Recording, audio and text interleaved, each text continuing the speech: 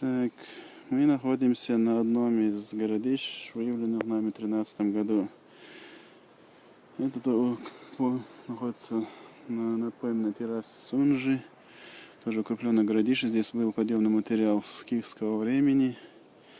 И на этом же городище во время Кавказской войны, вот видите, сейчас траншеи, вот огневая точка, здесь располагалось укрепление царских войск. Во времен Кавказской войны было расположено на этом же городище. Это городище до 13 века было науке неизвестно.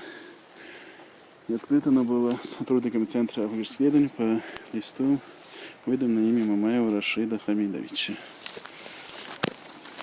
В 2013 году городище было практически нетронутым, но сейчас мы видим, что городище стали разбирать грунт, вынимать отсюда изъятие грунта, глины для строительных нужд. Вот с одного конца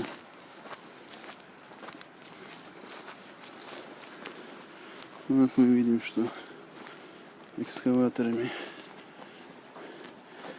подкопана одна сторона городища.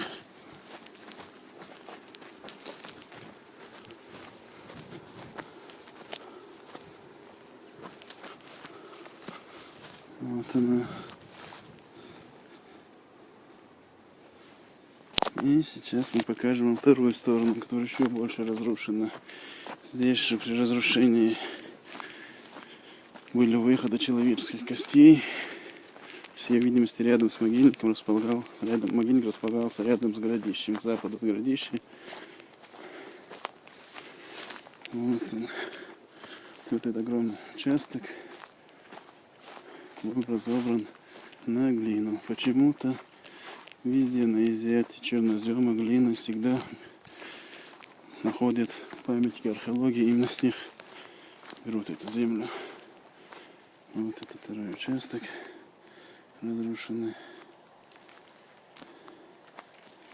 Вот и все.